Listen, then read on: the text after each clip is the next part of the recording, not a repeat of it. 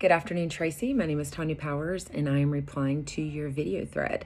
I will be working in the state of Georgia, where I currently live.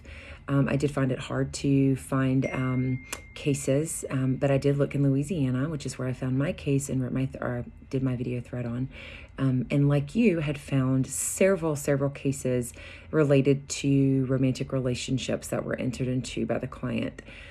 As you mentioned, I also find it very challenging, just very hard to understand how a licensed professional counselor would think that it is okay to enter into a relationship with a client. Not only are we taught that it's not okay in several of the readings that we have researched, but also the 2014 ACA Code of Ethics specifically states that we're not to. And if a counselor were to enter into one, it would have to be 5 years after the last point of contact. So just we're reminded over and over again how a licensed professional counselor is not supposed to enter into relationships. I did find an interesting read in The Counselor in the Law, which is a guide to legal and ethical practice.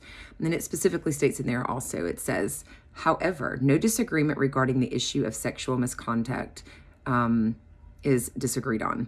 The counselor-client sexual and or romantic interactions or relationships are violations of the Code of Ethics, as well as licensing law in every state, and it is specifically prohibited. It is not allowed.